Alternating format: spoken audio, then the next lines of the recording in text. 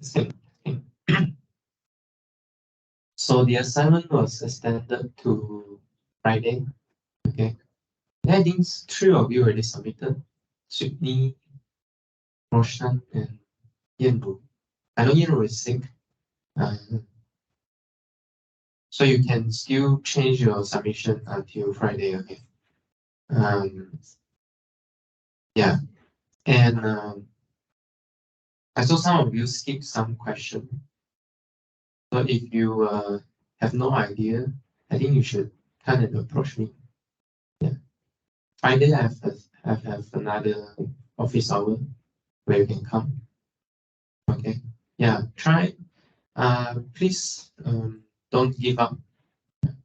Please don't give up. Okay.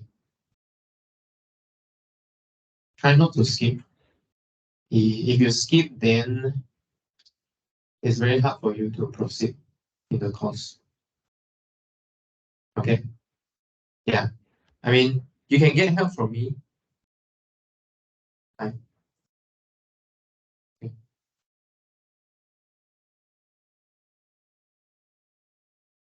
Okay. So,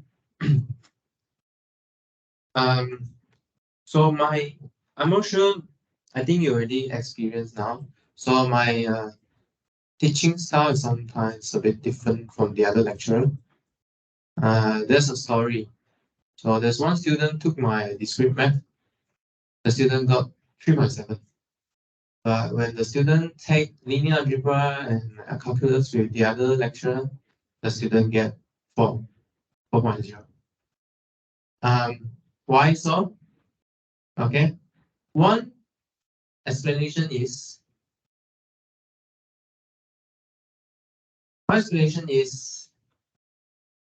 maybe the student is know how to do.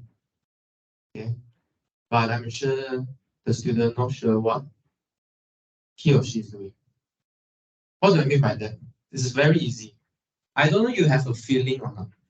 After you learning a thing, when you come back again, you will say, I forgot how to do. Like if I ask you and go back and do your high school stuff, for example, high school maths, maybe probability or what, do you still remember how to do it? Or you say, I want to see example first. Right? You got this kind of feeling or not? Do you have this kind of feeling? Okay, why do you have this kind of feeling? Because you don't know what you're doing. Okay, you just follow. Okay. You get what I said. So I really do hope when you study a knowledge, make sure you know what's going on. Okay. Yeah. So I'll focus on what you know. Okay. It's not what you wrote, what you achieved. Good result doesn't mean you are good at it. Okay. So result is not so important. It's important. Okay. But more importantly is what you know. Okay. This is what you're gonna present, okay, when you go outside the society, not your result. Even the boss don't care about your result. Maybe a 3.0 student is better than a 4.0 student doing in the interview. Then the boss will take the 3.0 or 3.5. Okay, not the 4.0.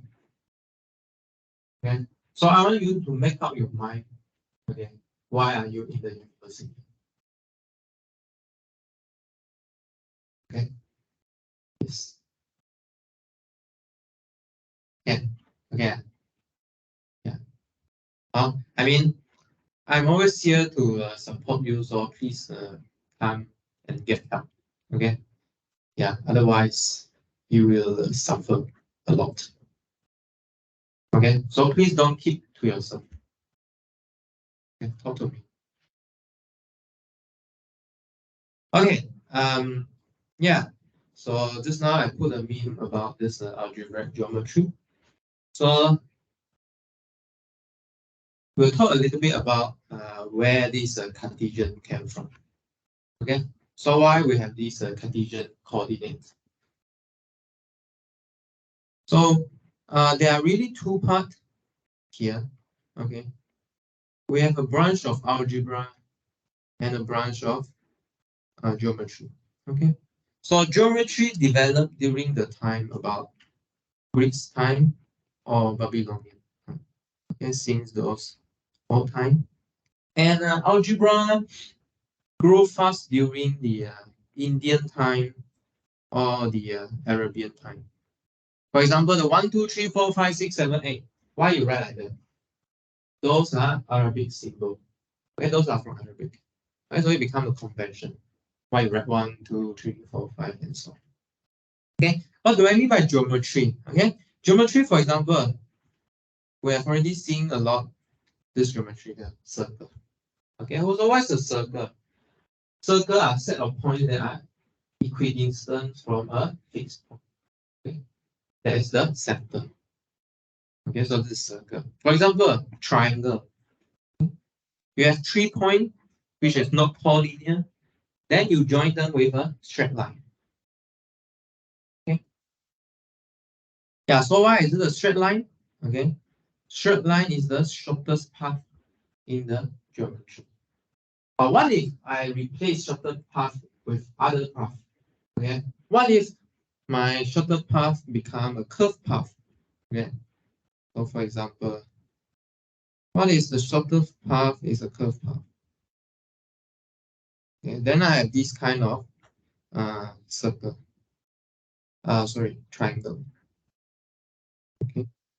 Maybe the angle add up more than 180. Okay. Then this is called a hyperbolic geometry. And then what we are working in is called the Euclidean geometry.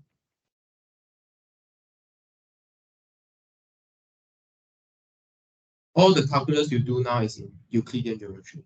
If I change the shortest path, the shape of shorter path, then we will lie in different geometry. For example, hyperbolic geometry. So in this world, there's really 3 kinds of geometry: Euclidean, hyperbolic, and spherical. 3 kinds of geometry. So if you are interested, you can go and search for it. And then you can write as your project. So when I talk about this extra stuff, right? So I was trying to give you more input so that you know what to do. I mean, what to develop your interest in. Okay. All right. So these are just geometry. Okay. So these are geometry. And what kind of algebra you have? Okay. You have, for example, x, right? Y. Okay. For example, symbols, numbers. Okay. And equation, right? Algebra. You can add both sides, take away from both sides, divide both sides, multiply, and so on. Okay. So in principle, any relation between these two, why can you relate these two together? Okay, how to relate these two together? Any idea? No, I mean how to relate algebra and geometry together. So you just draw some shape, right? And then there is some number, some letter. So why are they connected? How they are connected? Right? Why are they connected? Or how to connect them? Let's say you are in old time. How you connect them? Both side is single. This side is shape. How you connect? Um, huh? Yeah. So you agree. You want to talk to an Indian. How to talk to an Indian? Greek keep drawing shape. Indian keep doing letters. So how you talk to them? How you talk to each other? Huh? Area? I mean, so how you measure it? Yeah, how you measure? Right. Okay. How you measure? So how can a Greek talk to an Arabian or a Babylonian to an Indian? Huh? Yeah, coordinate. Okay. So later in times, so this guy married. Okay, they married together. This is what you are studying now. This is called analytic geometry. It's not algebraic geometry. It's called analytic geometry. Okay. Okay, what's the difference? Good question. So algebraic geometry is kind of a more modern subject. So algebraic geometry play around with polynomial. Okay, but analytics you play around with epsilon delta, and this is trying to analyze the local property. But algebraic geometry will be trying to solve the zeros of the polynomial. Okay. Yeah, zeros meaning the roots. Yeah, the roots of the polynomial. So what kind of point satisfy, for example, x squared plus y squared equals to 1? What kind of number? But what we do previously was these x, y are living in R. Okay, how about I change to different place? Change to C. What number satisfy? Okay. Maybe change to place just have 0 and 1. So how many numbers satisfy? What pairs satisfy? Yeah, so this is the algebraic geometry study. Analytic geometry is studying the local property like what we do now, the calculus. Okay, so who married this? So this is by a French guy called René Descartes. René Descartes. Okay, so that's why we have this Cartesian coordinate. You know this guy René Descartes? He mentioned a very famous phrase. He's a philosopher as well. There's a very famous phrase from him.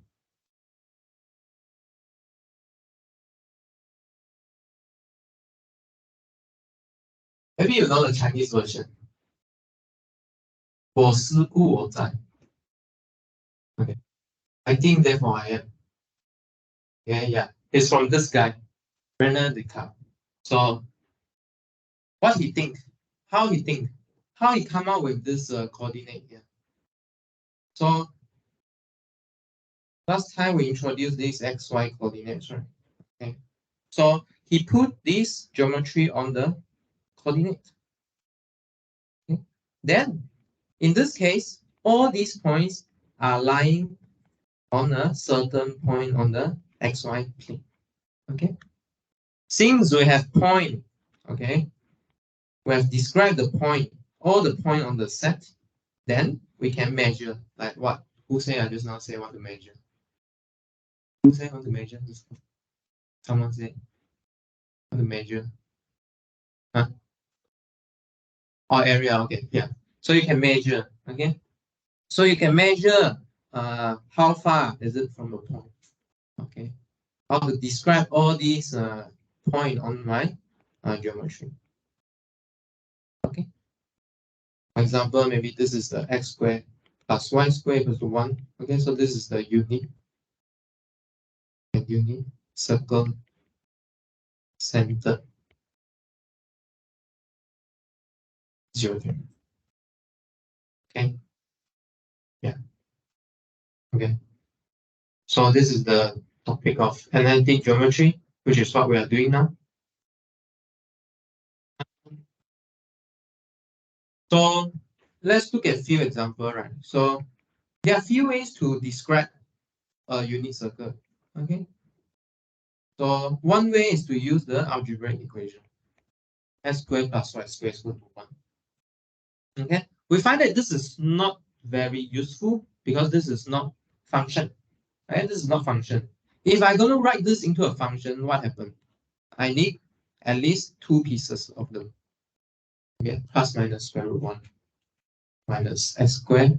So this corresponds to the top and the upper semicircle and the lower semicircle.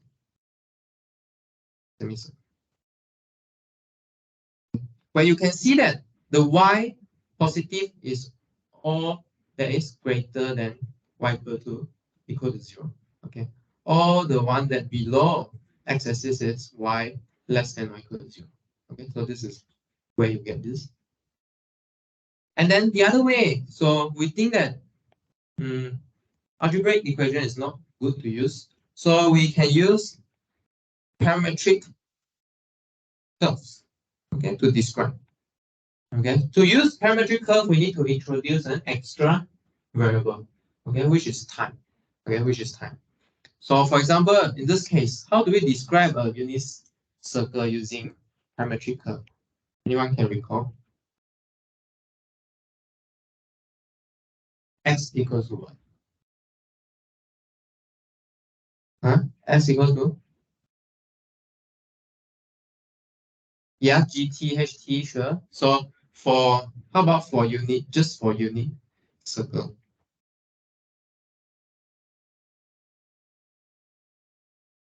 Yeah, cos t and sin t. Okay. So where does this t lies live? So t go from 0 to, okay. Okay. So do we see any similarity here? So let's try. Let's try if we study dy dx here and dy dx here, is it the same or not? Okay. Let's see what's the difference we do dy dx on both sides here. Okay. So let's do dy dx on the algebraic equation first. Okay. So let's you see. So here got two parts, right? Got two parts. So what we can do is just look at, for example, around this point. So around upper semicircle. Okay, so meaning we look at the equation y equals to square root.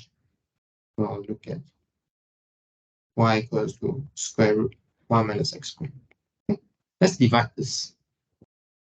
So if you divide this, what do you get?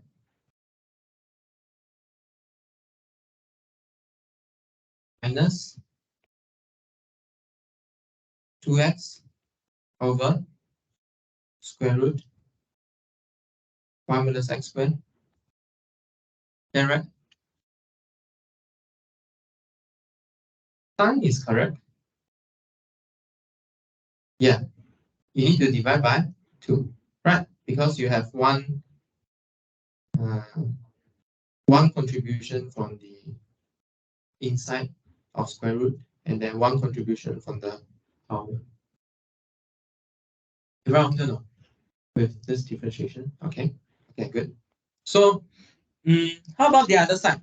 Okay, so let's say, okay, let's reduce to minus x over square root. How about the other side? How to do dy dx here? Still remember?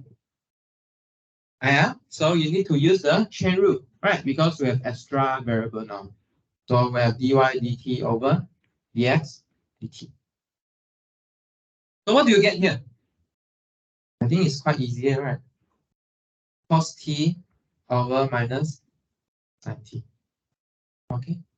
So you see, are these two different or not? Are they different?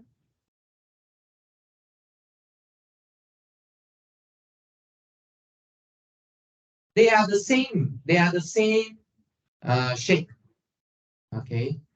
They should get the same thing. Right. So why are they the same? Or how are they the same? Convert cos t to x. And maybe I prefer to simplify this guy first. Okay. Sure. This one is the minus cotangent t. Sure. Okay. Let's reduce this x over square root 1 minus x squared.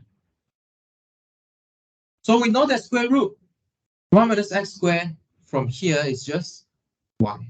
Okay, we can just replace by y. Minus x over y.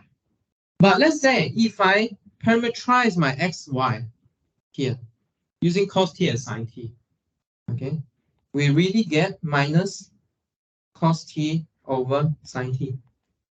Okay, so they are the same. Okay, they are really the same. Depend on how you see things.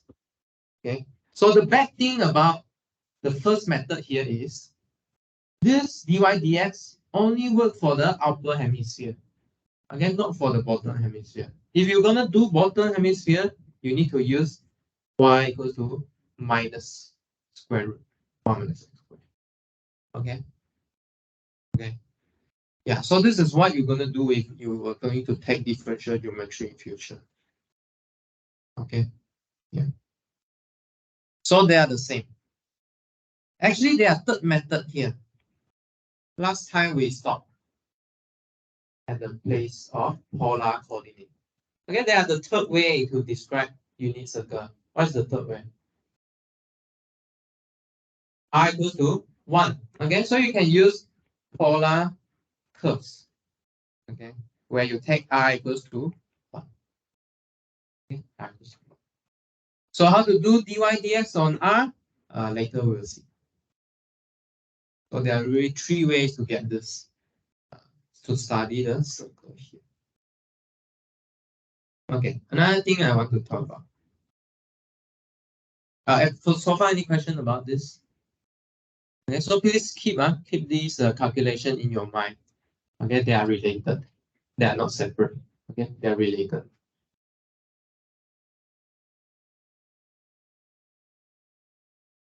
Okay, there's another thing I want to talk about. So last time I give you a notion on xy plane, xy coordinate, or we also call it a Cartesian coordinate.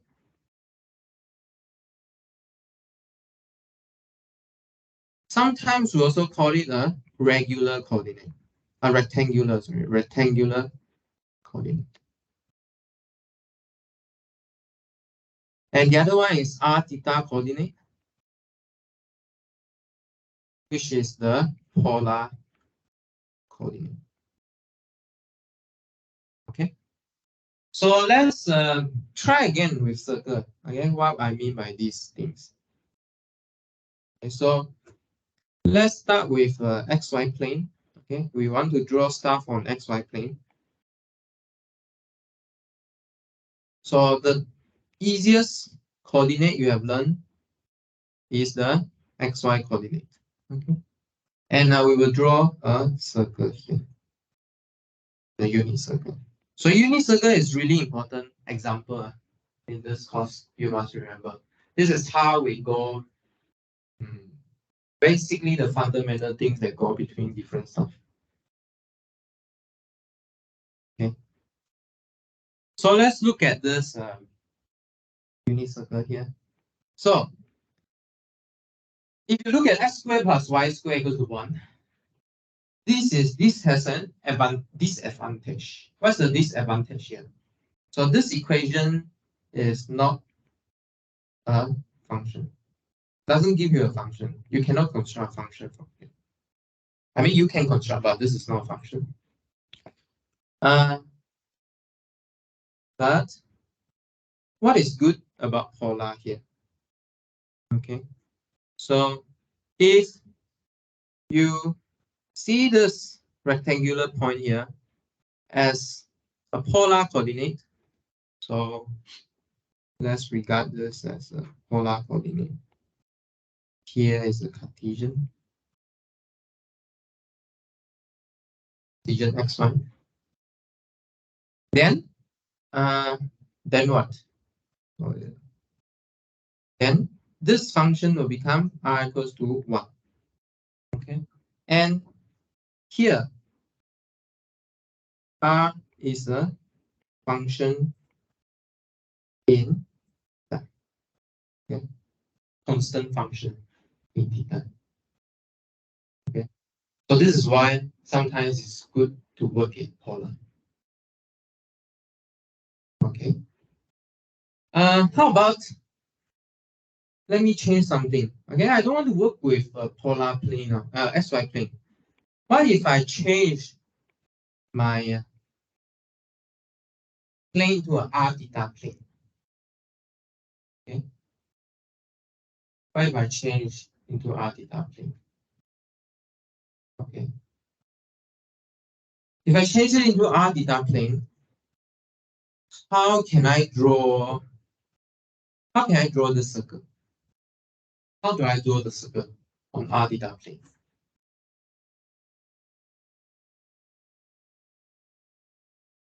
How do I draw the circle here?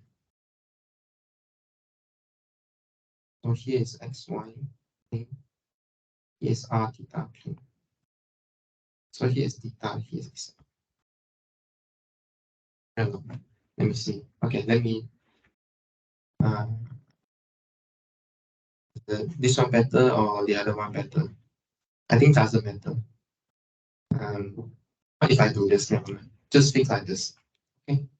Yeah. So how do you graph I equals to 1 here? Straight line. Okay, it's a horizontal line. Horizontal line at where? At I equals to 1. For all angle is the same. Okay. So what can you see here? What can you see here? So here, this line is an infinite line. Okay.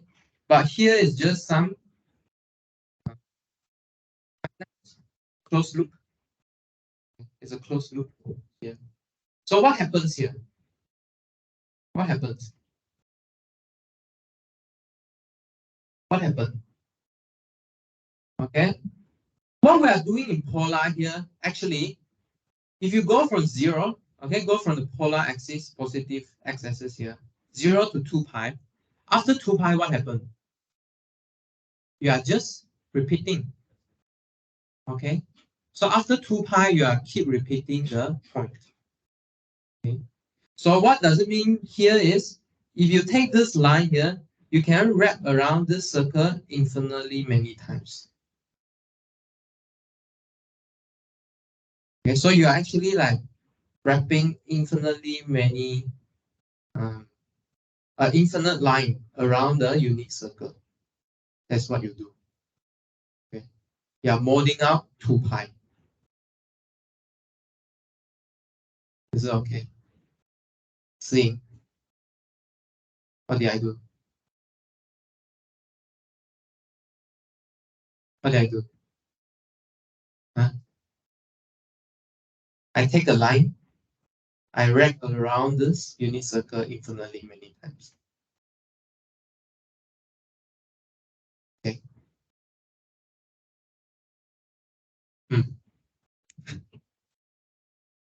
This is very important. This is a very important concept for you in a higher level course. Okay. Yeah. Okay. Yeah.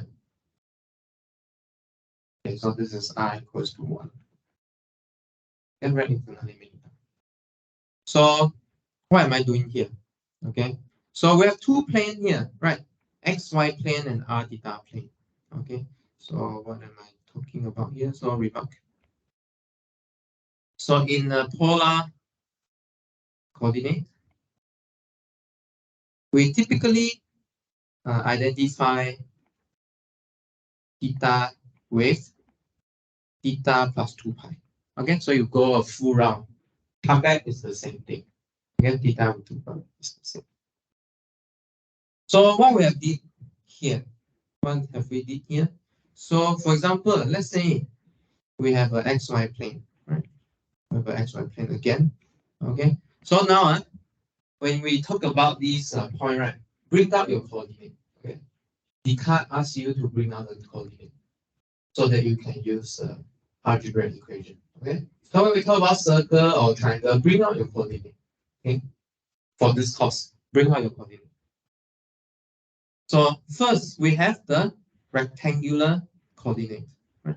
Rectangular. Okay, so the rectangular coordinate xy. But we say that this can be described using circle as well. Okay, so we can fill out the space instead of using rectangle.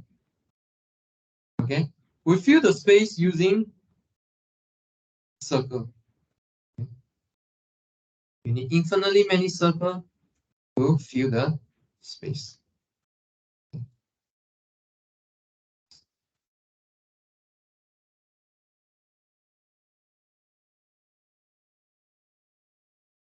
So this circle should be concentric, having the same center, right? So can you imagine that instead of filling the space with square, okay, I can fill the space with circle as well. Okay, of course you can imagine other filling, okay, other filling, right? Okay, so let's say, let me ask you a question. Okay, let me ask you a question. So the question is, if I look at the r theta plane, if I look at the r theta plane, I swap the direction. How much of this r theta plane to cover the xy plane?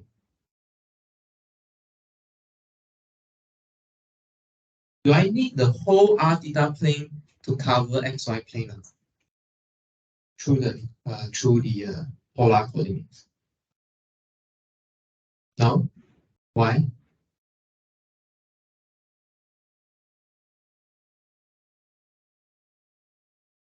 No. Why?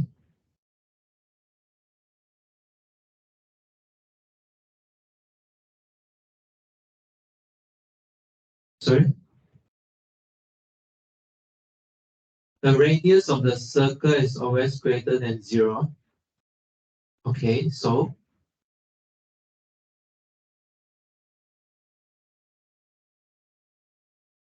sorry, that's fine, sorry. Yeah, so that's all. So you mean this radius of these circle are always greater than 0, correct? Okay, but remember last time we say that we can, instead of describe a point using positive radius, we also can describe using negative radius, right? Okay. So you are right. So there are only positive radius here. Okay. So this means we need at most the positive part. Okay. So do we need all the upper half plane or not? No. Why?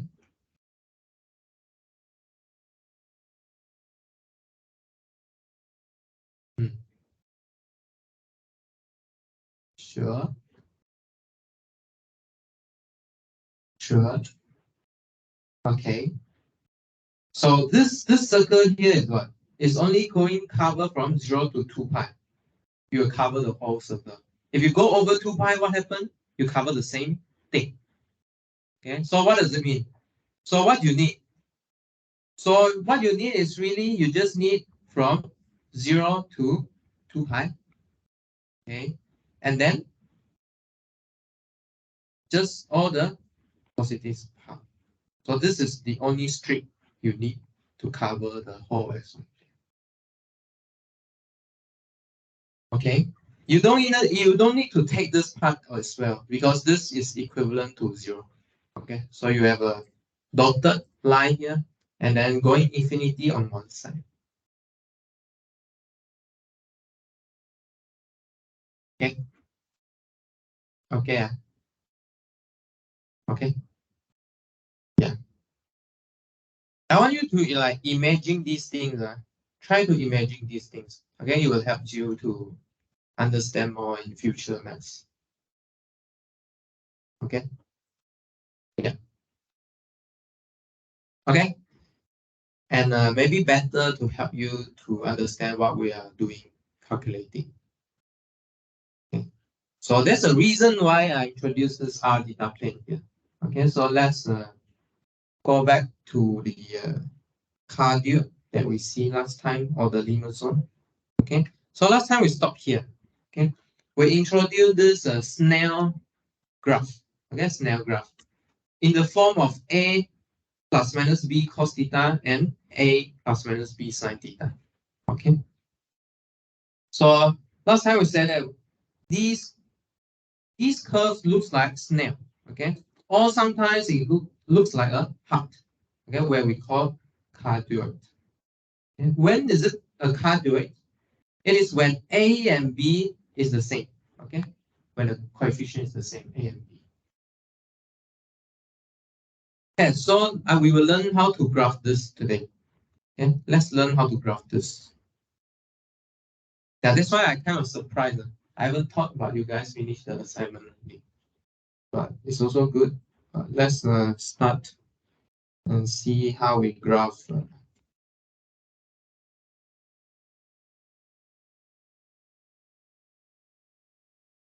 And it will be the same method to graph all the polar graph. Okay, so how to graph the cardioid? So what we do is we start with r theta plane first. Okay, we start with r theta plane. So meaning what?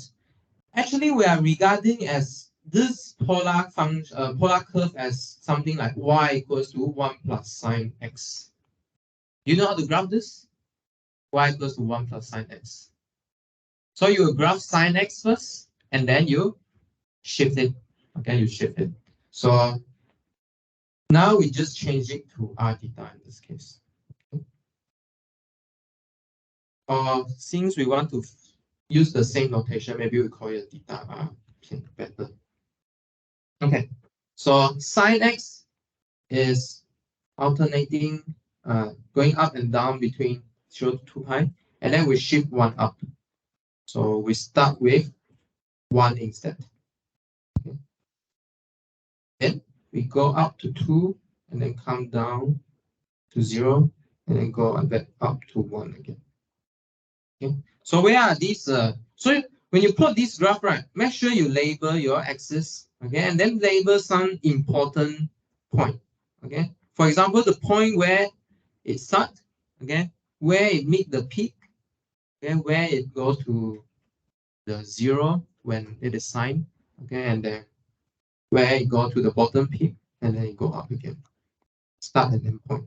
So these important points are 0, pi over 2, I, 3 pi over 2, and 2. Okay. And then the highest y you get is 2. Everyone happy with getting this graph here? Okay. So in principle, right, this graph can go forever on, forever on. Okay. So let's see if this is enough for us to graph the polar graph or not. So let's see. Now we want to transfer it back to the xy plane. Okay, let's see how we're gonna do this. So okay. So where the first point is? Okay, so this first point is with 0 angle and 1 radius. Okay. If it is 0 angle, 1 radius, where about in xy coordinate?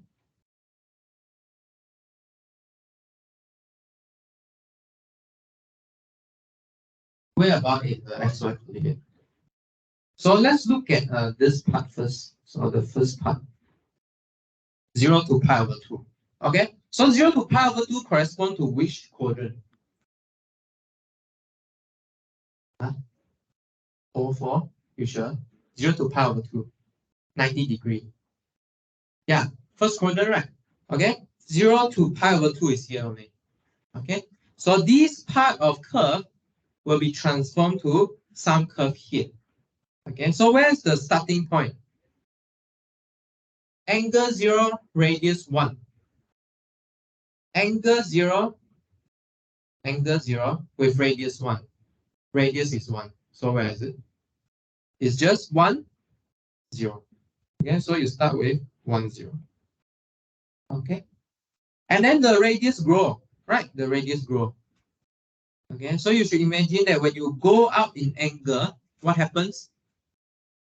Okay, see, this one is very important. Everyone should see now. Hello, hello. See now, see now. Okay, so this point is the first point. Okay, how about the second point? When you go up in angle, this line here become longer. Okay, it keep growing. It keep growing, growing, growing. growing until 90°. What do you get? Check the graph. 90°. What do you get? 2. Okay, so it will grow at and stop at 2 here. Okay, so if you join all of them, it looks something like this. Okay, so you should imagine there's a line going up here when your angle grows.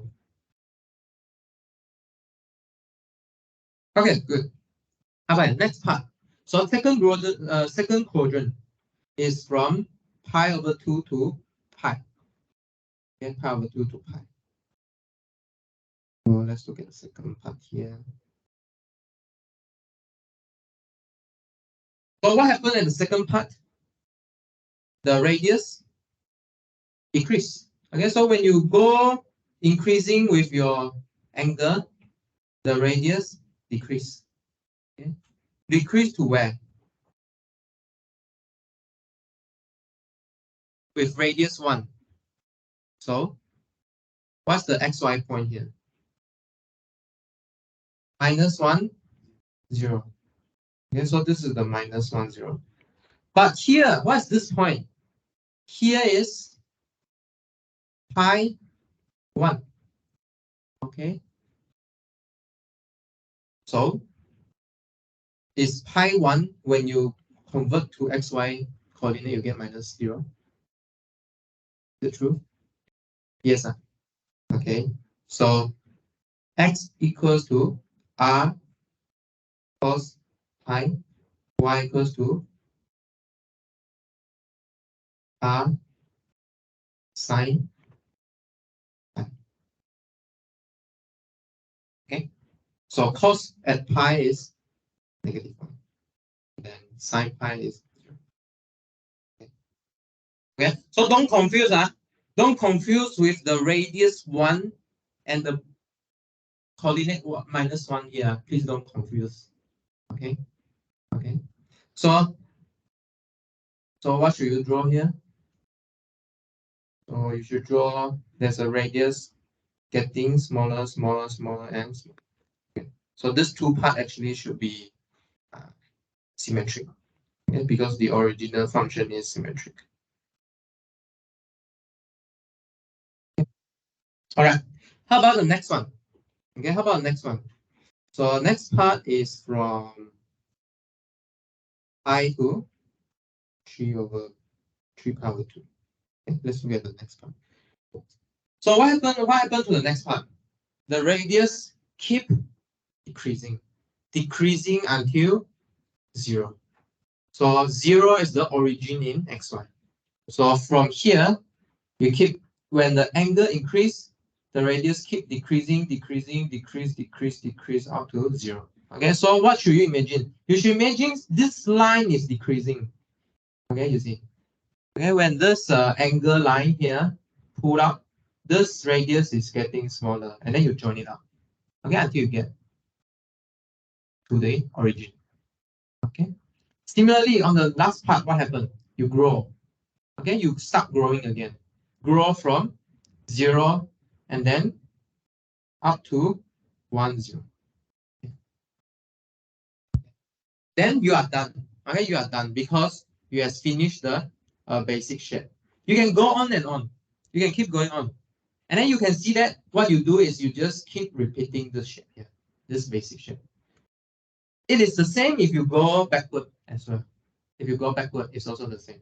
You go backward, keep finishing.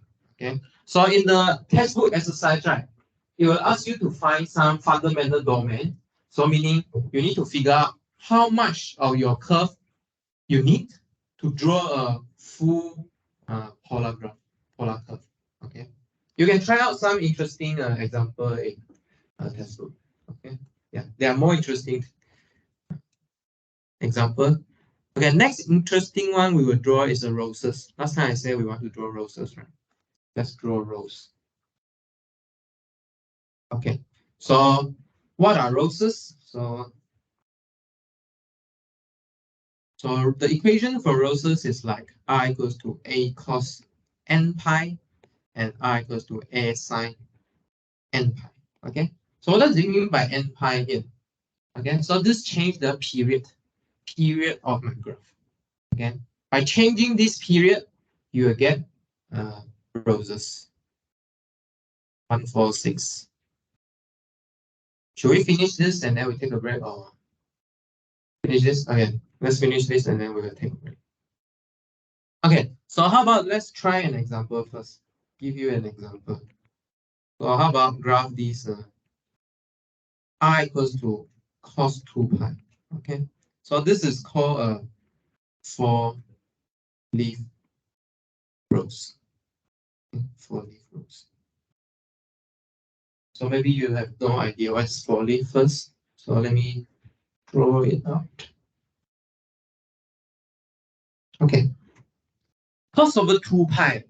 You know how to draw cos over 2 pi on the theta r plane? Okay, so always we start with the theta r plane first. Meaning we draw the normal function graph that you know of.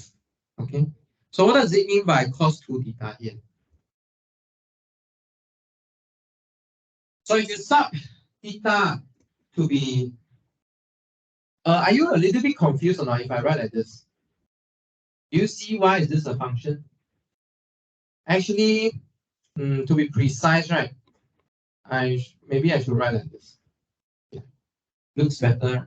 Okay, but please keep in mind. So whenever we write this equation equal to this equation, right? This means r is depending on theta.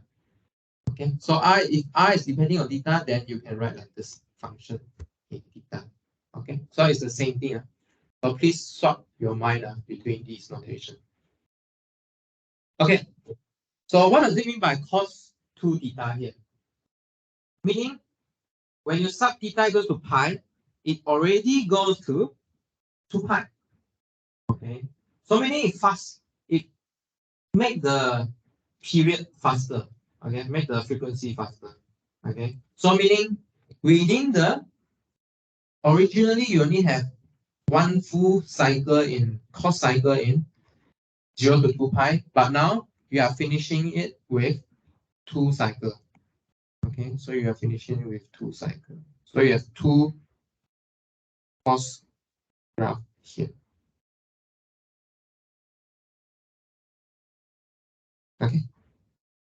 Okay. So some important label you need to have. For example, the peak. Again, the peak you need to have.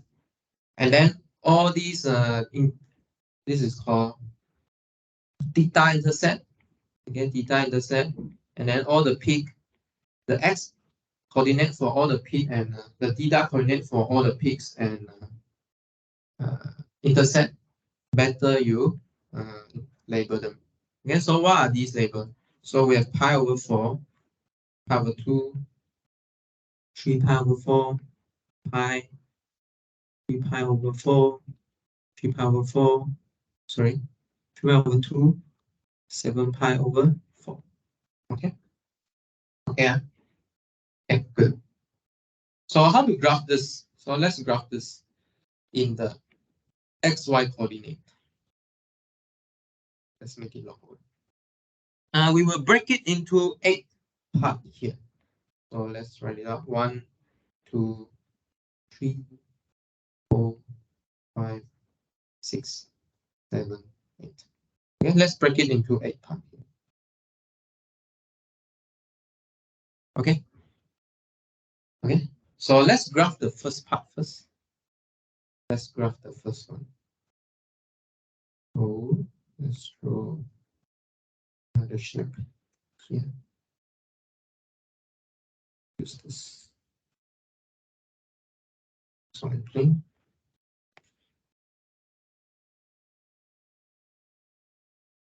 Okay. So same. Okay, it's the same. We start with 0, 1 here. Okay. Angle 0 with 1 radius. Okay, we start with the same place. So that place is in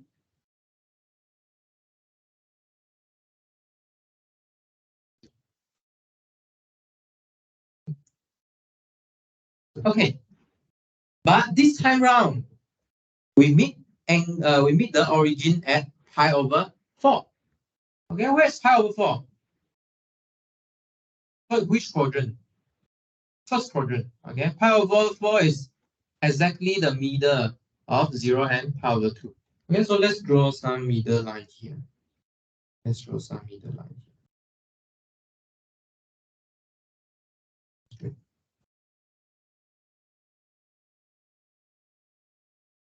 Okay, so let's say this part is a pi over 4. Okay, so what happened? Okay, what happened? The radius keep decreasing until you get 0. Okay, so meaning when you go up in angle, the radius decrease. Okay, when you get to pi over 4, it get to 0. Okay, no. Okay, so what do? You connect all these lines here. Okay. Okay. Okay.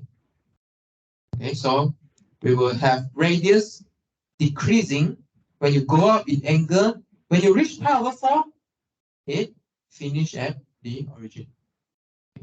So let's put some orientation here so that we're easy to follow what's going on. Okay, so we're going to decrease. Okay, how about part 2?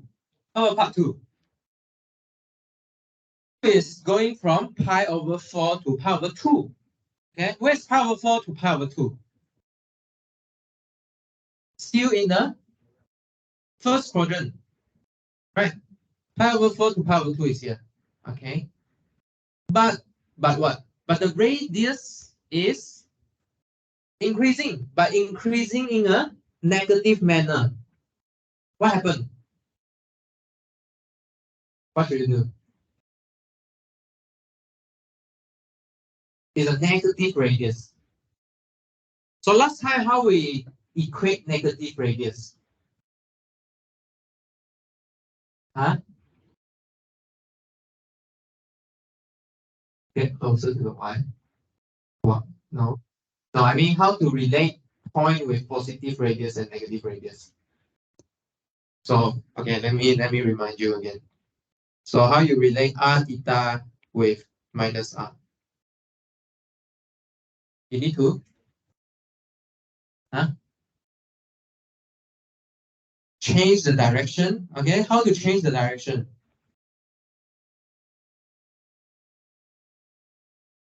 Fine. Okay, you go to the opposite. You go to the opposite. Okay, you move to the opposite. Instead of growing in pi over 4 to pi over 2, you grow on the opposite side. You grow on the opposite side. Okay, so if you grow on pi over 2, pi over 4, then you need to go to the other side, and then you need to translate. What's this? So you need to reflect. Yeah, you need to reflect across this y equals to minus x, or you add a pi. Okay, or you add a pi. Okay, is it okay? Okay, no? Is everyone following? Okay, so you need to add a pi. Okay, so meaning what? So for example, let's look at this point here.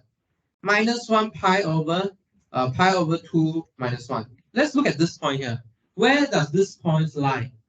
Okay, if it is pi over 2, okay, and 1, it is here. Okay, but it is a minus 1. Okay, so you need to add a pi. Okay, so your endpoint should be what? Your endpoint should be 0 minus 1. Okay, so this point pi over 2 minus 1 get translated into 0 minus 1. If you don't believe, you should go and compute the x equals to r cos theta and x equals to r sin theta. Okay. Okay or not? Or you want me to do it now? You can. Okay. Okay. Okay. So what's going on here? So you grow until the point 0 minus 1 here. Okay. So you grow this way. So you grow from the origin and then increase up to 0 minus 1. Okay. Not that, not that. That's very important point. Although you see these are the same shape, right? Your radius is really growing with the angle. See, the last point here, the radius is the largest compared to the point near origin. Make sense? Okay. Although they are the same shape, but they are really different because you are measuring radius from the origin. Okay, you are measuring the radius from the origin. Okay, so you have origin, and then when you increase in angle, the radius increase. Okay, you grow to the longest or the greatest when you are at 0 minus 1. Okay, so this is part 2. So here is 1, here is 2. Okay. How about 3? 3 is going from pi over 2 to 3 pi over 4. Where is this? Where is this quadrant? Over 2 to 3 pi over 4. This is in the second quadrant. Okay, so this is this part here. Correct or not? Okay, but again, this radius is negative. Okay, so what you need to do? You need to add a pi. Okay, you need to add a pi. Okay, after adding a pi, which quadrant you lie? What happens if you add pi to all these angles here? Which quadrant you lie? Fourth quadrant. Okay, so you lie on the first quadrant here. Okay, so opposite. After adding pi, this point will go to this point. After adding pi, this point here will go to this point. Okay, so you go to this region. Okay, and then what happened in radius? The radius, negative, sure, we already deal with it. Go to 0, meaning it decreases. Okay, it decreases from radius 1 to 0. Okay, so you start with radius 1. Okay, when you increase in radius, increase in angle, the radius decrease. Okay, decrease to the origin. Okay, so what you draw, you should go up and then close it.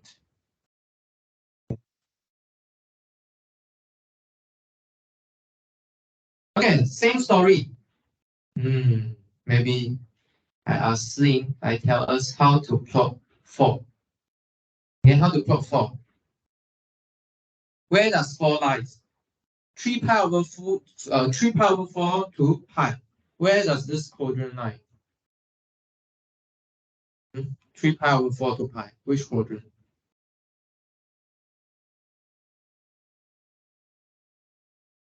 Which quadrant?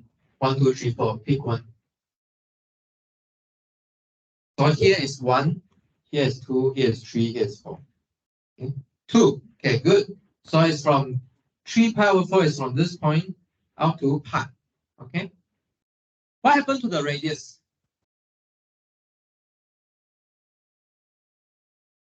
What happened to the radius here?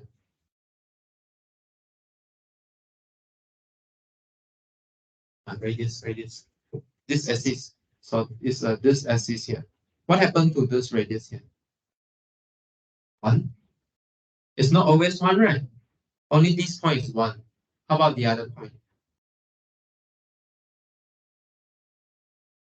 So first point start with what radius? Which radius? What does the radius of this point? What is the radius of this point? Can you see or not? What is the radius for this point? Radius.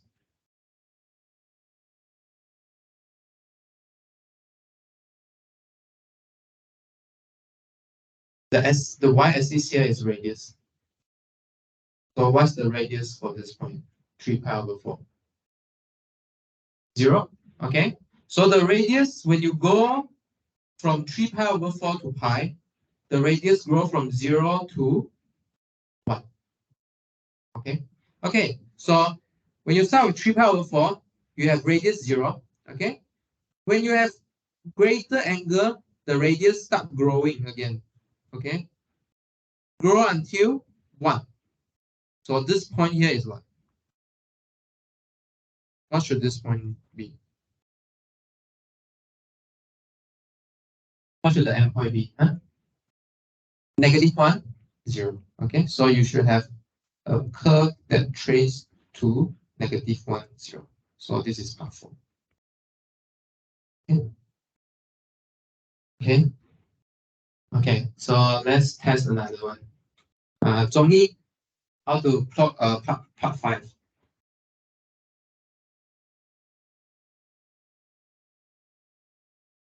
Part 5.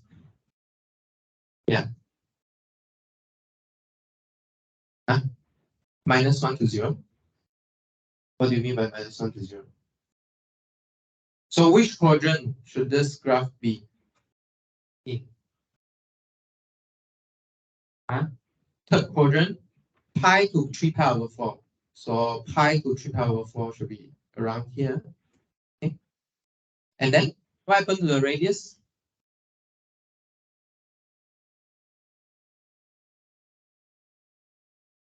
1 to 0. So meaning the radius decreasing from 1 to 0. Okay. So when you grow from pi, you are at radius 1.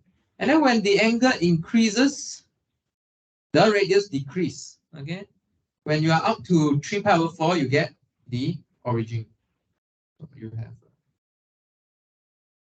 another curve here going in. Okay, so this is part 5. Okay. How about part 6? 弱难, is it 弱难? Okay, how about part 6? Where is 3 pi over 4 to 3 pi over 2?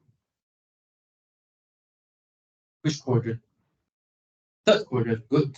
So 3 pi over 4 should be this slanted line to here, the y-axis. Okay, but what happened here? The radius are negative. Okay, so what should we do? Should we plot here or not? For the radius, for the point at part 6. Okay, how about tell me? So this radius is increasing or decreasing?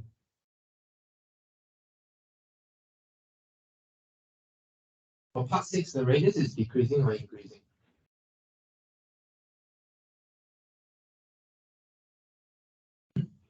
Decrease.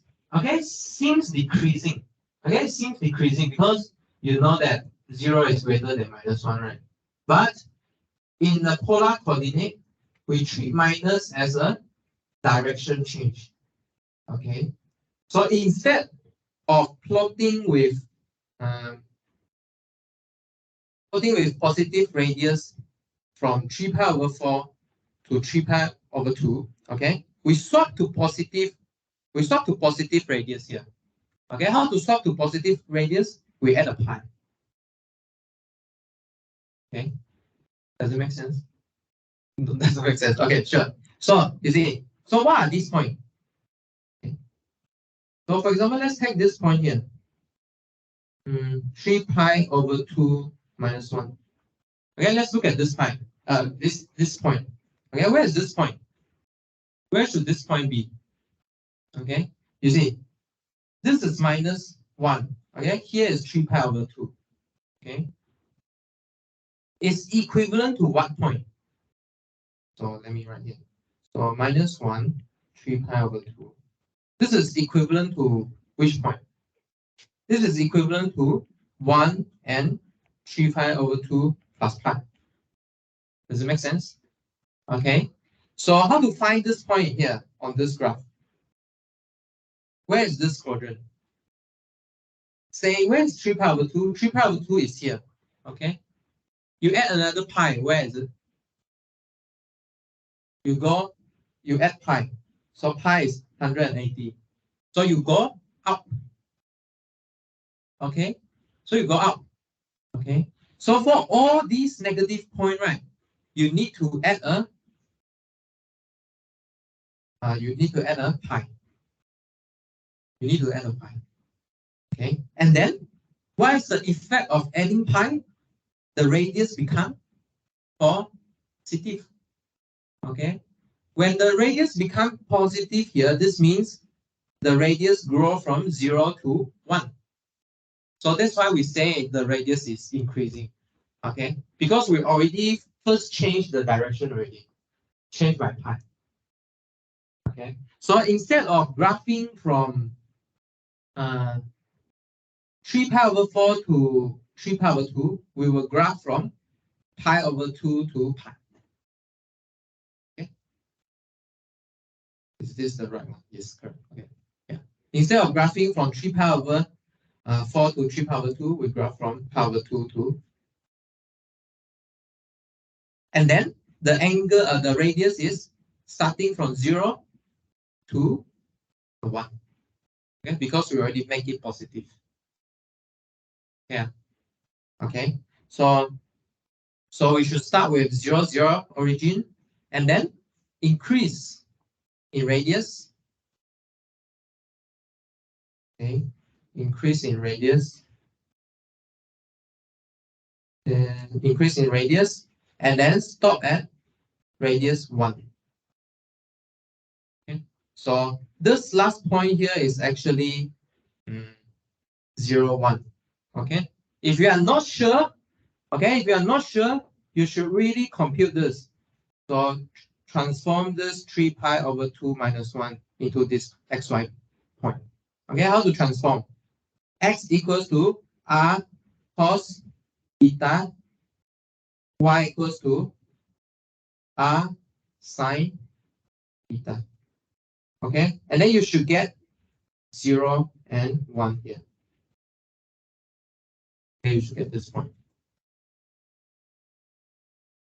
Okay or not? Any question?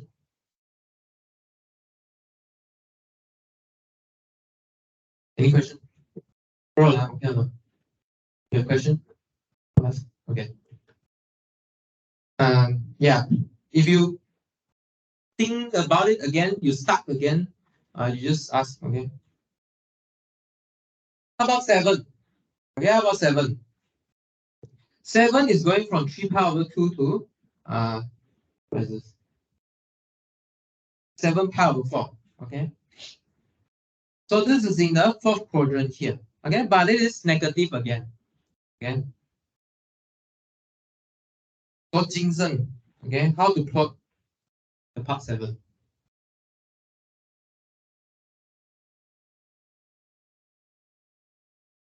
From 3 pi over 2 to 7 pi over 4.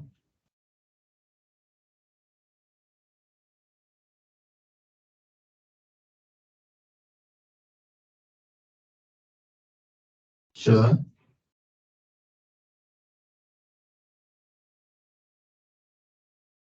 How to fix?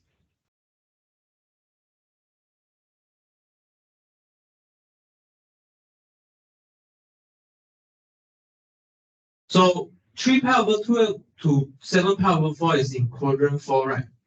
Okay. But the radius is in negative.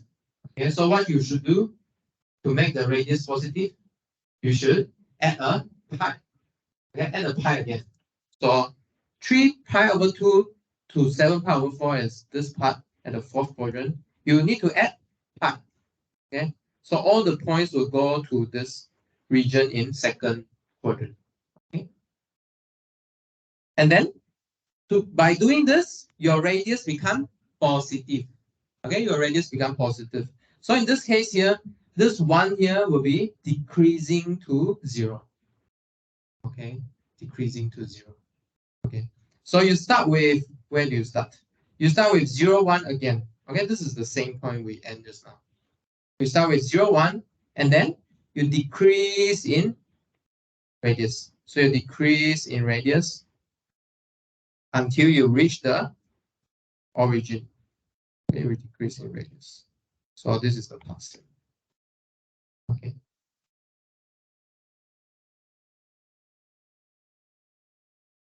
I think we're almost done. Okay, we're almost done. Where's the part A? Fourth quadrant. Okay. It is from 7 pi over 4 to 2 pi, which is this part. And the radius is positive. Okay, the radius is positive. So growing from 0 and then end with radius 1. Okay, this is the point where we started just now. Okay, so you grow from the origin and then you end with 1, 0. So this is the pattern. Okay, so you can see that there are 8 leaves here. Okay, yeah. So you can see that if you keep going with these, cos 2 pi, okay, if you increase your angle, you will see that your shape is keep repeating the same pattern. Okay, you keep repeat the same pattern here. You keep repeating the same pattern. Okay. So once you repeat your pattern, this domain here is called a fundamental domain. Okay, this is called a fundamental domain. Okay. In general, you are not sure how long, how to say? In general, you're not sure how much of r theta curve that you need. Okay, so you just need to keep drawing until you repeat the pattern. Okay, you will see this in your tutorial question, textbook question. Okay, there are a lot of interesting, nice polar curve you can try and draw it out. Okay, I pick it up in the Moodle. You can try and do it. Okay, so there's a general statement here. Okay, so the general statement here is the rows has n leaves if n is odd, 2 n leaves if n is even. Okay, so you can see that when it is n is even, you have 2 n leaves. Okay, when the period of n is even, you have 2 n leaves. And then when it is odd, it's just the odd number of leaves. And then when it's even, you double up 8 leaves, even 5 leaves. Okay. I will prove this. If you feel interested, you can try and prove this. Last year, there's some people doing this project proving why is it true.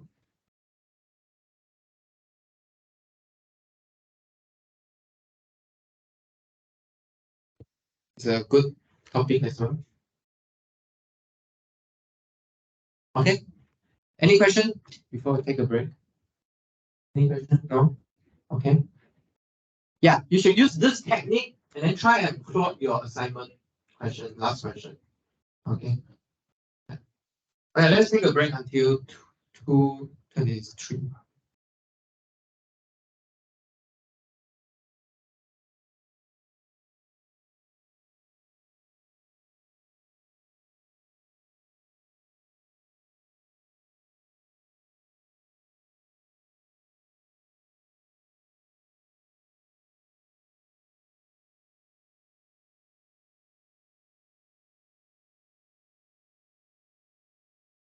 In the meantime, let me take an attendance.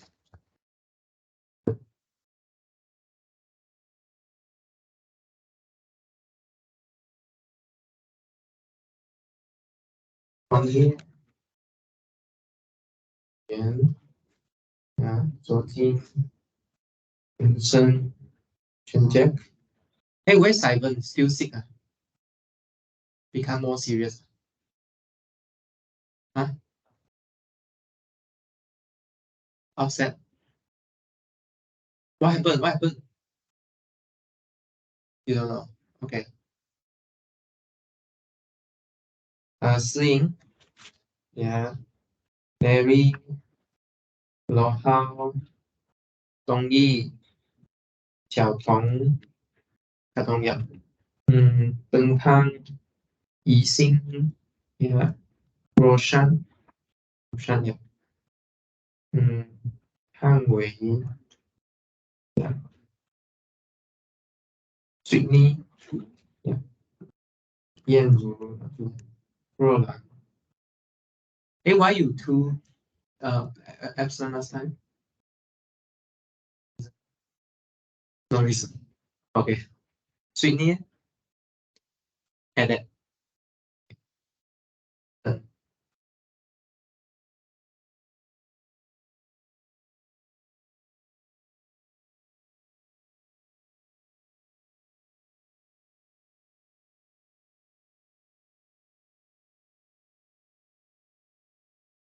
Sydney, you submitted your assignment. Do you know that we extended it? You still can adjust it.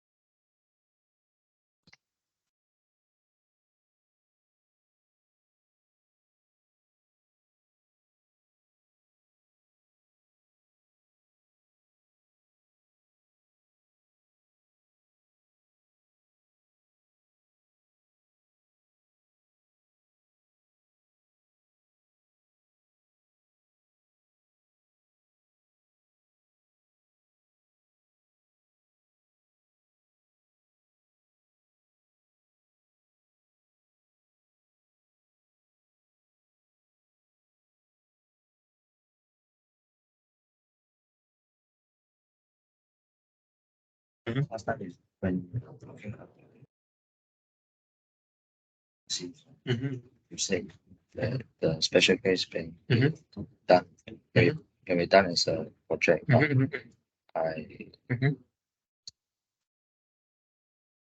Because if I'm going to prove it, I'm basically redoing what people have done. Correct.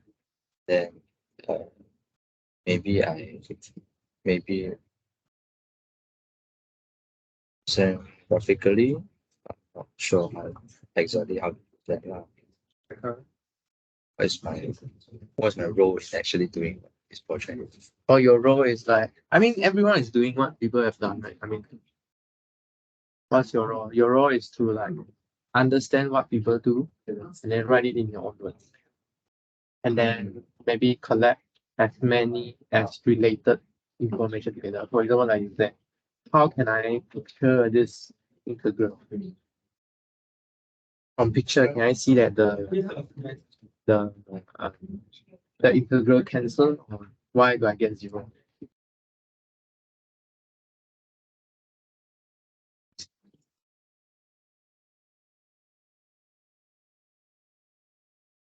Actually, one question I want to ask is, how do you see the 0 from this product outputs? If I just put it in GeoGebra, then it's like very obvious when it is an odd function. Is it? Like negative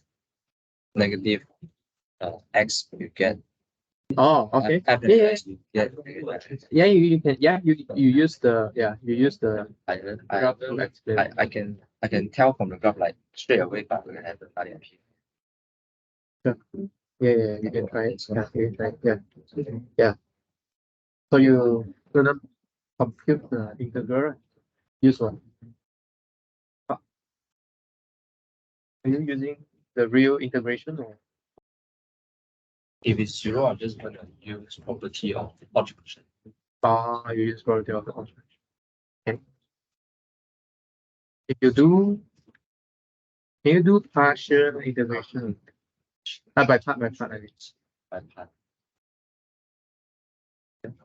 Yeah, maybe try a few methods.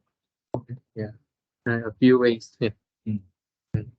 I mean, you can try some classic way, like what you have learned, what's your direct approach, and then what's people approach, like seeing, oh, actually this is the odd function, so they cancel out. You get what I mean? So you can somehow like compare how you get this. Okay. Yeah. But sometimes it's tedious, so you try first. If too tedious, then maybe okay.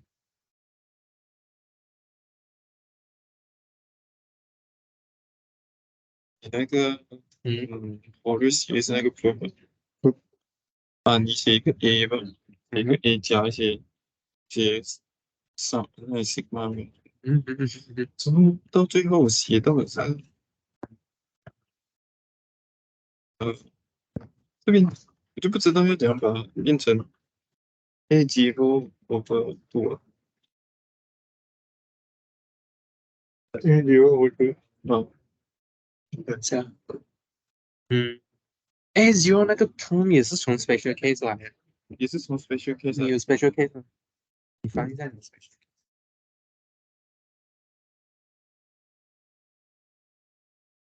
case。 it's in none.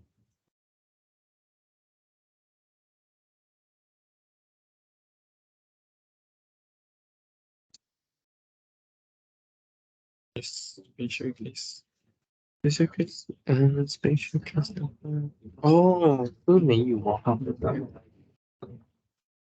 integrate，因为你 integrate cos 跟 sin 好像也是零啊，你 integrate cos 跟 sin 也是啊，你要用那个跟 sin around，在它的 full period 的话，它是零。不便宜。嗯，那你可以，你可以试下 integrate sin x 方的可能从可能0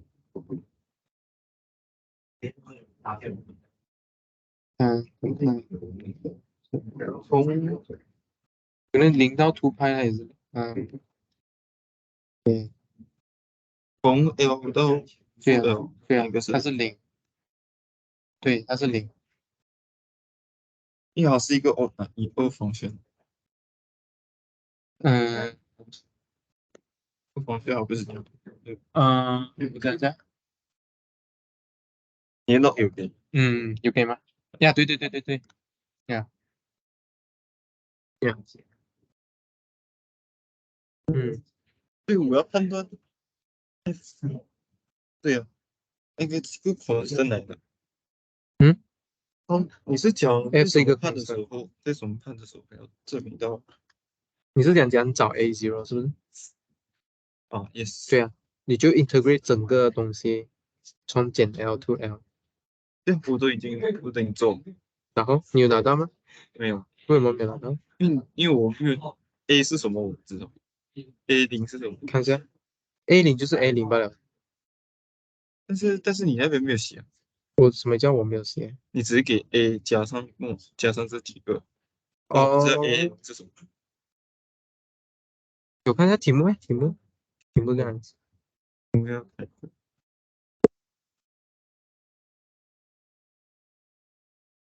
是要看这个。我是要 start 什么的。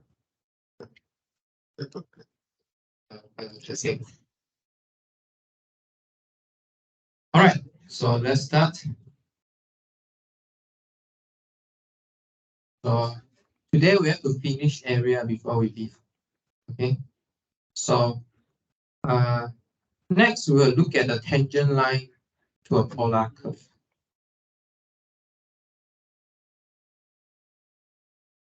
Okay. So how to figure out the tangent line to a polar curve? Okay. Note that our polar curve still lives on the xy plane. Okay, still lives on the xy plane. So for example, how to compute this? Okay, how to compute this? Okay, using I equals to 1. Okay, how to compute this? How to differentiate? Okay, how to differentiate? What we want, we still want dy over dx. Okay, because it is still a graph on xy plane. Okay, we want dy dx. But how to relate to radius? How to relate to angle? Okay. What's the way to relate xy to radius and angle? Yes, you use x equals to r cos theta and y equals to r sine theta. Why? Because we need to use circle to represent all the points on xy plane. How to describe all the points? You need to tell me which circle it lies on. Okay, radius, which circle?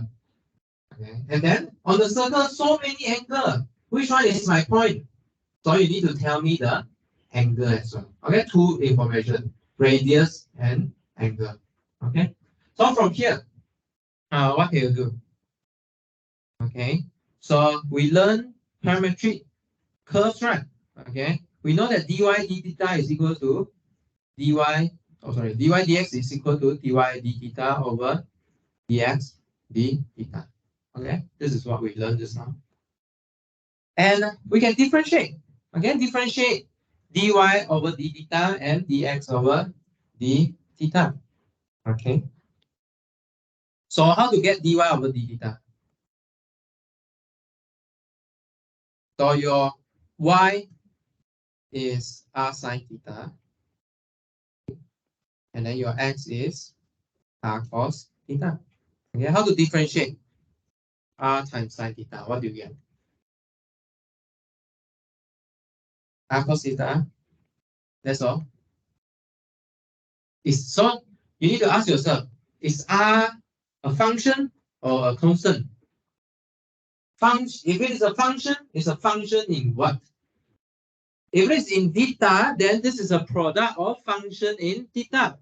Okay, so this is a function in theta. So let me here r in theta cos theta r sine theta. So you really need a product rule here.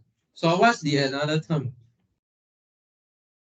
dr d theta times sine theta. Okay. Okay. Your r is depending on theta here because I start with r equals to f theta, something in theta. Yeah, similarly important, you also have the similar terms, which is minus r sine theta plus dr d theta cos theta. Okay, so this is the formula. Okay, so dy dx is this formula here. Okay.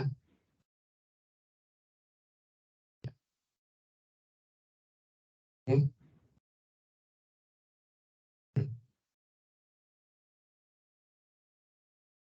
Okay. So in particular, if I throw this back here, what do I get?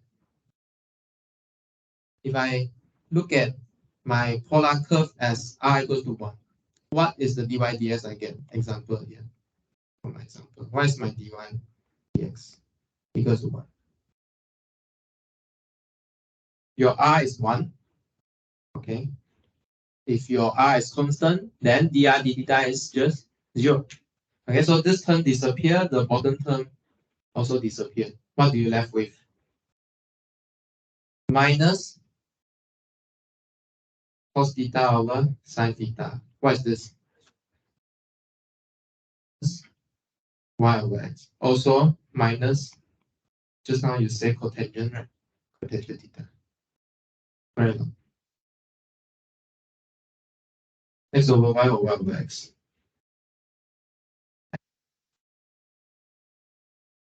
Okay. Okay, so this is the third way we get different dy dx on the unit circle. This is the third way. See? Okay. Same thing. It's the same. Why is it convenient? Because my function is much easier. It's a constant function. Okay, so at first you imagine, hey, this is a constant. How do I get something depending? Okay, something depending on theta. So this is the formula you get here. Okay, so this complicated formula gives you the right tangent. Okay. Okay. Okay, good. So let's look at one more example. Let's quickly let's do question. Tangent to tangent.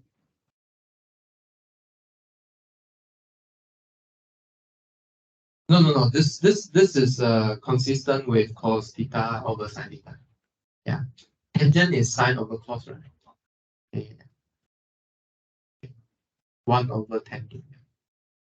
Okay. Yeah. Just that we did mistake here. Okay. Okay. Yeah. Okay. So let's quickly look at one example we have just now. So One example we look at is the polar curve r equals to 1 plus sine theta.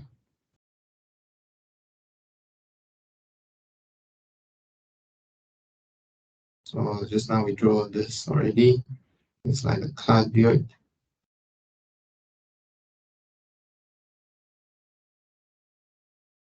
And then let's look at the tangent line here.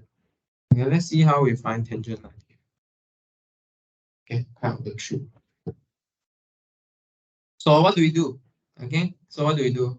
So let's find the slope of tangent line at theta equals to pi over 3. Okay. Okay, we want to find tangent line again. Okay, what do you need for a line? How to build a line? You need a point and a direction, okay, or the slope. Okay. So you have the point already, it's pi over 3. So which point is this? Pi over 3. When theta equals to pi over 3, what is r? Sine pi over 3 is what?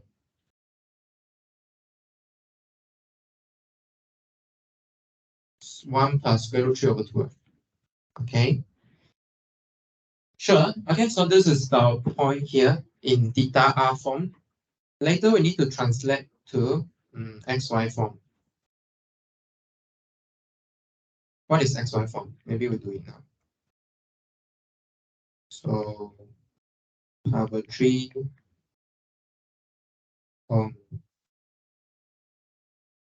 translate to xy form. So x, so r cos theta, comma r sine theta is equal to radius time cos pi over 3 r, and then r 1 plus square root 3 over 2 times sine pi over 3. Okay. Yeah, I need to compute this. What is this? Can I do a hack? So I just quickly write the answer. So this is 1 over 2. And sine pi over 2 just now, pi over 3 with this just square root 3 over 2. Okay, so this is the point.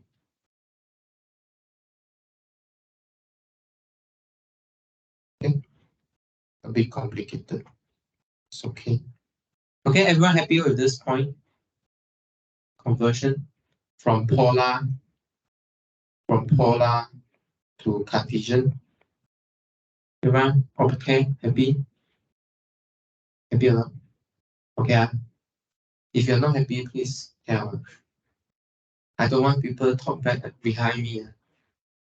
Don't sabotage me at the back. Okay. Yeah, not happy, talk now. Okay. We settle here. Okay.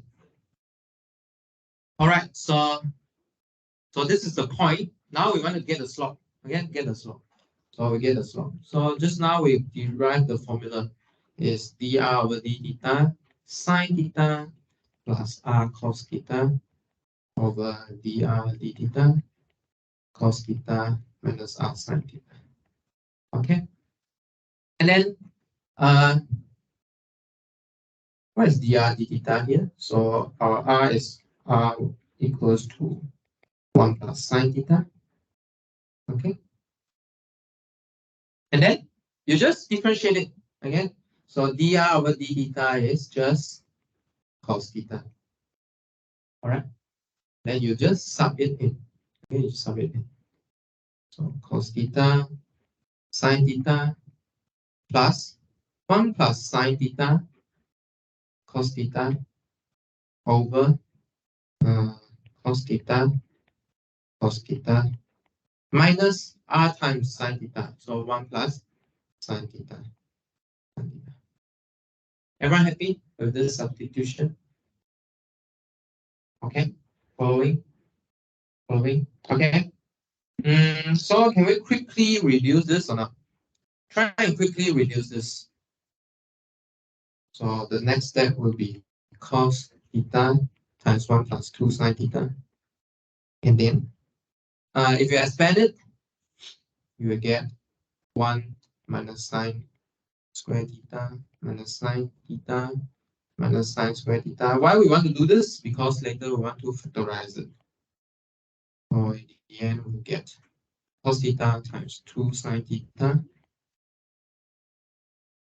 1 plus sine theta 1 minus and 1 minus sine theta.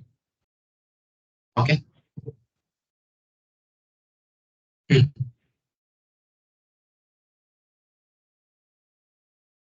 Okay. Yeah, you can check. You can check. Then you can check.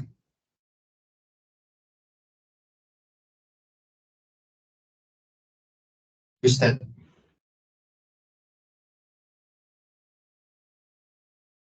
So to go from the second line to third line, I factorize it. Okay. I factorize and then combine sign. Okay. And then the third step here, I expand the cos square because I make it all of them in terms of sign so that I can factorize later. That's all what I do. Okay. Okay. Yeah. Okay. Okay. So, but this one is a dy dx at where? At different theta. Okay. But we want the theta at pi over 3. Okay. So we need to evaluate dy dx at pi over 3. Okay. Are you surprised or not? Are you surprised? Hey, I think you should surprise here. Because why? Because dy dx here, these are function in y and then in x. So why is there a theta coming out on the right hand side? You should be surprised. Okay. Okay, why is it true? Because you make a change of variable. Okay, you change from polar to coordinate. Okay, you make everything in polar and coordinate. So that's why dy dx is in terms of radius and theta. Okay. Okay. Yeah. Similarly, on this one assignment question, I'm not sure you didn't point out my typo. You understand my hints or not? On question 3. Is it 3? I fixed the typo already because Vincent come and talk to me. Because I wrote something not quite make sense.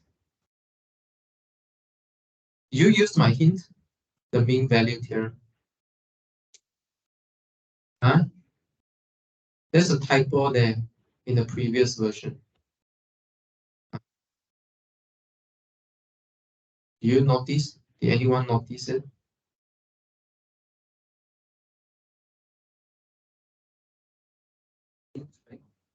Huh? Symbol got problem. Okay, let me bring this up. Okay, previously I wrote something that doesn't quite make sense here. I said that there exists a point C in the open interval AB such that this hole equals to f prime x. Yeah, it should be f prime C. There's no C inside there. So, I mean, yeah. Actually, you should come and ask me. It's a typo, I fixed already. Okay. Yeah. Otherwise, I said there's a C, but the statement is nothing about C. So there's something going wrong. Okay. Huh? Ignore then how you do this question. Oh, you know it's C. Yeah, I mean, yeah, let me know. Please let me know. Yeah. Okay, if you find any mistake or what, let me know. Please let me know. Otherwise, others don't know, then they will confuse. Okay, yeah. It's a typo. Yeah, it's a typo. Okay. Yeah, anytime, next time you see my lecture notes or what I got typo, please let me know. Okay, please let me know. I will change the word. Okay, we have 5 minutes left. Yeah, I have to get to area before we go. Okay, so we evaluate this. Okay, try and evaluate this. Okay, then you can fix the line equation. Okay, dy dx.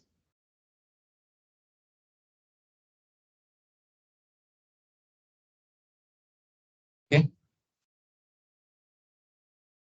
So we already find what is x1, y1, x1, and try and find the dy dx. Okay, let me skip the next part of this question, finding the tangent line. That's horizontal and vertical tangent line. We will come back next week. Okay, as an exercise. Let me use 5 minutes, 10 minutes to go through this area thingy.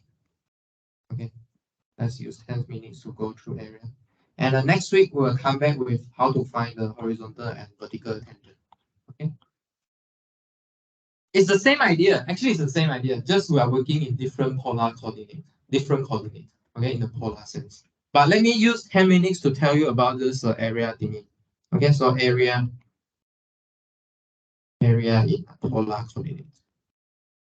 And you need this for your assignment.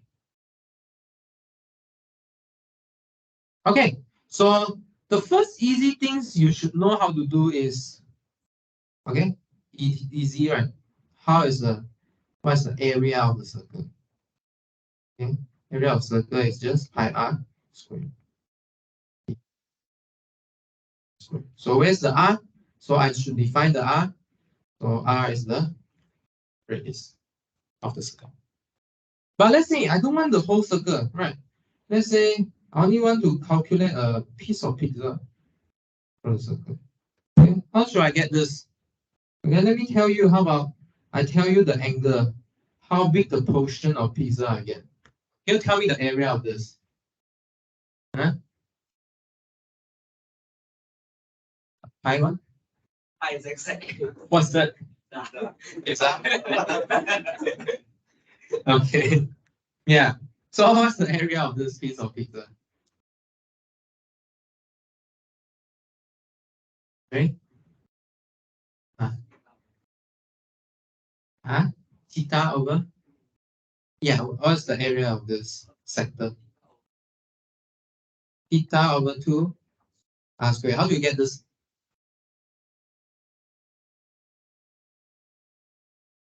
Good, correct. So pi r squared multiplied by theta over 2 pi. Why? Because this is just a ratio. Okay, why is this a ratio? Because for 2 pi, you are getting pi r squared. So for pi, how many area you are getting? Okay, so this is what the value give you. Okay, you are taking the ratio between the area, comparing the ratio on area and the ratio on angle. Okay, this is how you get the formula for area of the sector. Okay,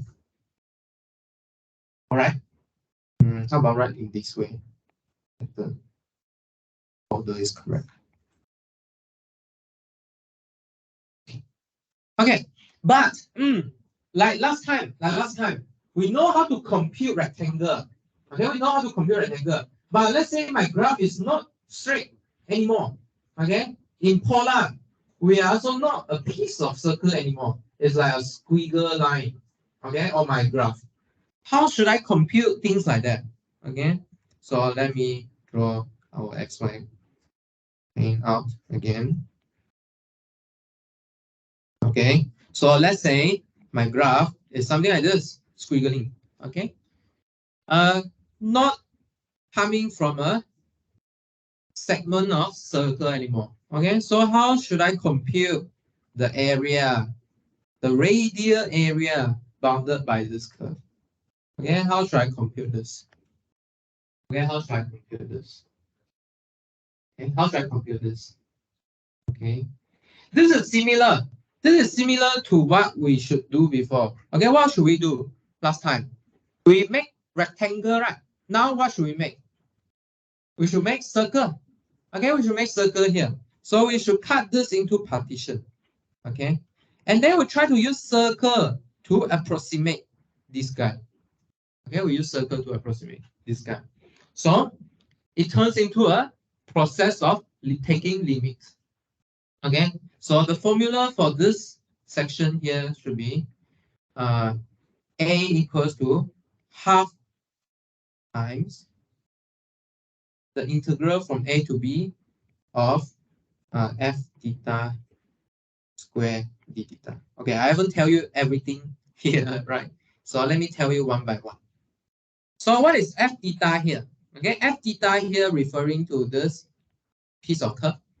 Okay, r equals to f theta. Okay, then what is a and b?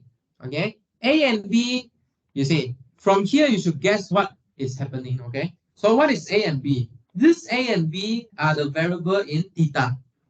Okay, so we are trying to integrate from theta equals to a to theta equals to b.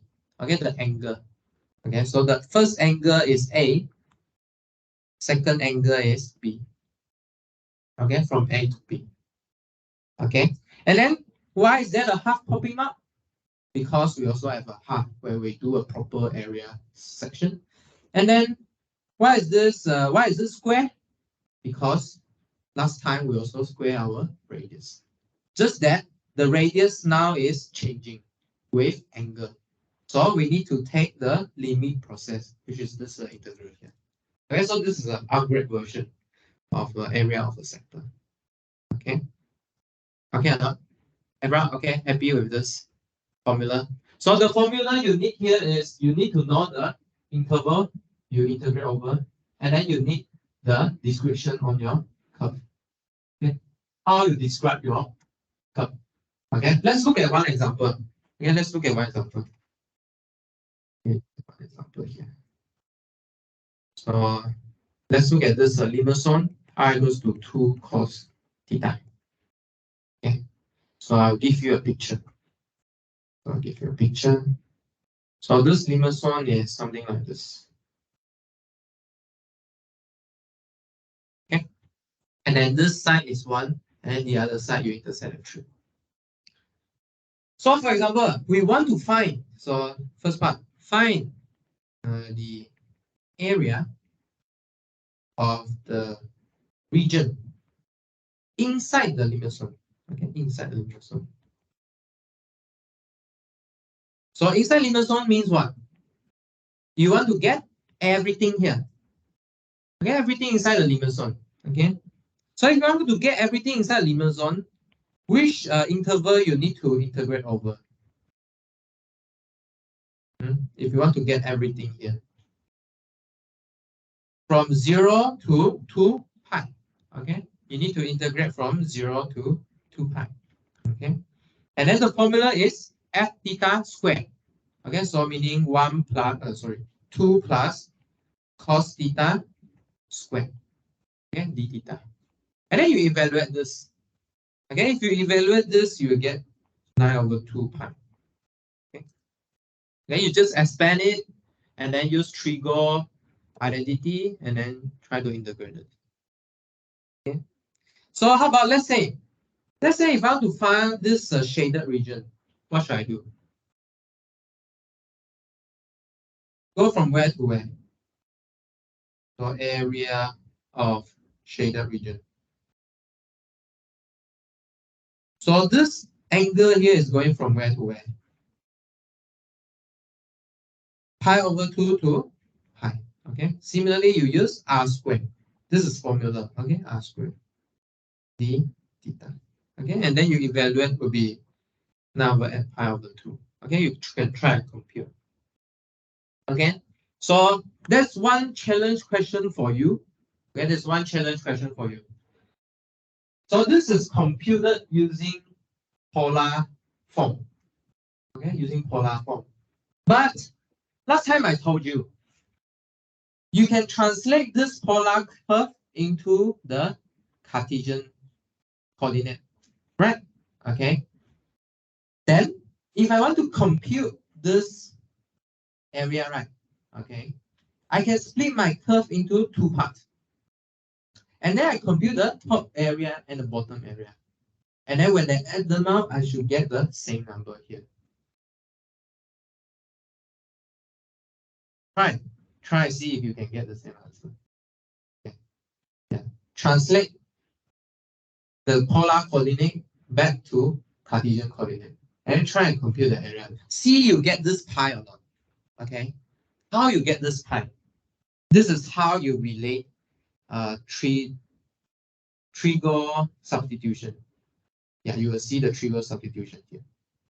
Okay, because you're just integrating x, y, right? But why there's a pi popping up here? And then why pi popping out in this example actually is quite straightforward here. It's quite straightforward. Okay, let me show you. So why pi pops up here? Because you are integrating a constant. There's a theta here. So pi pops up. Okay, but if you integrate x, y, the function in x, y, why the pi pops up? Right. Okay, because the region is going from where to where? Actually from -1 to 3. So this won't give you pi. So why pi pops up in the xy function? Okay, you should try. Yeah, translate the polar curve back to xy curve, okay, and then compute the area. This is why you do all those triple substitution thing. Yeah, if you learn this first, then you can turn everything into polar and then do integration. You see, much shorter here. Much shorter here. Okay. I had some work by student before. So this is if you're going to do xy, you will make these things. Okay. You want to integrate something like this, and then you need to do this. You can try. Okay, you can try. Yeah, I asked them to do, and then they do it, and then they send to me. Then change this function into xy function. You'll see this function instead. This function. X squared plus y squared equals to 2 times square root x squared plus y squared plus x. And then you try to integrate it. Yeah, question?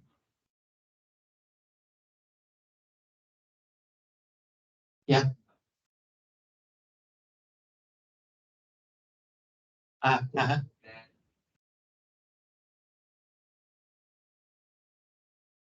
Yeah. Yes, you remove both I and theta into just x and y. Correct. And then you write it either x equal to some y or y equals to some x. And then you try and do integration over the interval. No? Know what to do already? Yeah, try and do it. Okay? After you do it, send it to me. Let me see.